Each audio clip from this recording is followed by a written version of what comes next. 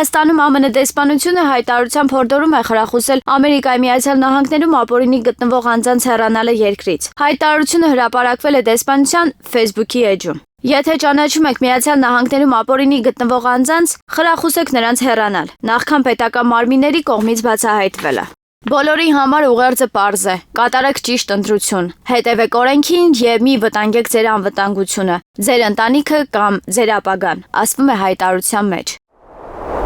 Դոնալդ Թրամփը Ամերիկայի Միացյալ Նահանգների 47-րդ նախագահի պաշտոնը ստանձնելուց հետո առաջին բուժզնումն է անցել։ Եզրակացությունը հրապարակվել է Սպիտակ տան կայքում։ Նախագահ Թրամփը հիանալի ճանաչողական եւ ֆիզիկական առողջություն ունի եւ լիովին պիտանի է ծառայելու որպես գլխավոր հրամանատար եւ պետության ղեկավար։ Ասվում է նախագահի բժիշկ Շոն Բարբաբելայի հայտարարության մեջ։ Նշվում է, որ 78-ամյա Թրամփի մոտ սրտային, թոքային, նյարդաբանական եւ ընդհանուր ֆիզիկական ֆունկցիաներն առողջ են։ Շոն Բարբաբելան ընդգծել է, որ Թրամփի ակտիվ ապրելակերպը շատ դրական է ազդում նրա առողջության վրա։ Նախագահ Թրամփի օրերը լի են բազմաթիվ հանդիպումներով, հրապարակային ելույթներով, մամուլի համար հասանելի լինելով եւ գոլֆի մրցաշարերում հաճախակի հաղթելով, նշել է Ամերիկայի Միացյալ Նահանգների 47-րդ նախագահի բժիշկը։ Բժշկական զննման ժամանակ Դոնալդ Թրամփը պատասխանել է ճանաչողական թեստի բոլոր հարցերին, հաստատելով, որ նա չունի դեպրեսիա կամ անհանգստություն։ Բացի այդ, բժիշկները ամերիկացի առաջնորդի քայլվածքում շեղումներ չեն հայտնաբերել։ Նրա հավասարակշռությունը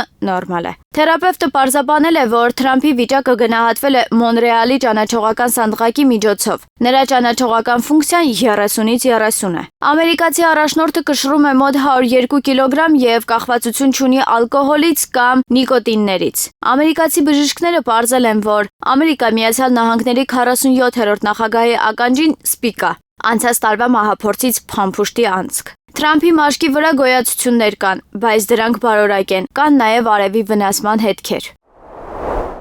Քաղաքական գիտությունների դոկտոր, պրոֆեսոր, էներգետիկ անվտանգության փորձագետ Վահեդ Ավթյանը Facebook-յան իր էջում գրել է. ըստ Հայաստանի Հանրապետության վիճակագրական կոմիտեի վերջին տվյալների 2024 թվականի Հայաստանի իրական հատվածում ընդհանուր օտար երկրյա ներդրումների զուտ հոսքը նվազել է եւ դարձել բացասական, կազմելով -285.6 միլիոն ԱՄՆ դոլար։ Համեմատած 2023 թվականի դրական 479.3 միլիոն ԱՄՆ դոլարի հետ։ Տարեկան կտրվածքով սա ավելի քան 2.6 անգամ նվազում է։ Դա վկայում է Հայաստանի ներդրումային միջավայրի նկատմամբ վստահության պակասի մասին։ Այս բացասական միտումը հատկապես նկատելի է ուղղակի օտարերկրյա ներդրումների գծով, որոնց զուտ հոսքը 2024-ին կազմել է -112.9 միլիոն ԱՄՆ դոլար, նվազելով 2.2 անգամ նախորդ տարվա 624.1 միլիոն ԱՄՆ դոլարից։ Հիմնական ներդրումային գործընկերներից Ռուսաստանից եւ Արաբական Միացյալ Էմիրություններից ստացվող հոսքերի կտրուկ անկումը դարձել է այս բացասական դինամիկայի գլխավոր գործոնը։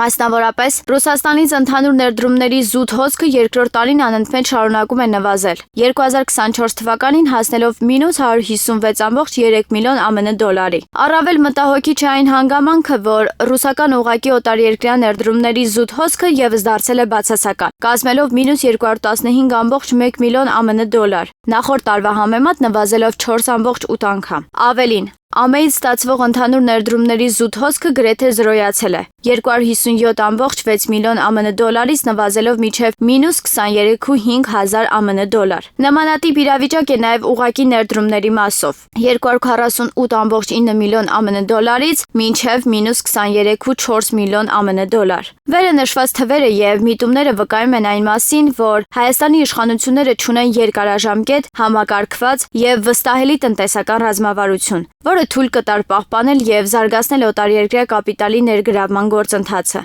Ներդրողների համար կարևոր է ոչ միայն հարկային արտոնությունների կամ աշխատուժի ծախսերի գործոնը, այլ նաև կայուն եւ կանխատեսելի տնտեսական ու քաղաքական միջավայրը, որն այսօր, դատելով ներդրումային դինամիկայից, Հայաստանի Հանրապետությունում առնվազն լավ վիճակում չէ։ Այս ամենը հղի է լուրջ մակրոտնտեսական հետևանքներով՝ ներդրումային ճգնաժամ, տնտեսական աճի դանդաղում, աշխատանքի շուկայի կրճատում եւ պետական բյուջեի սահմանափակումներ։ Նման միտումների խորացման դեպքում առաջիկա տարիներին Հայաստանը կարող է դուրս մնալ տարածաշրջանի ներդրումային քարտեզից։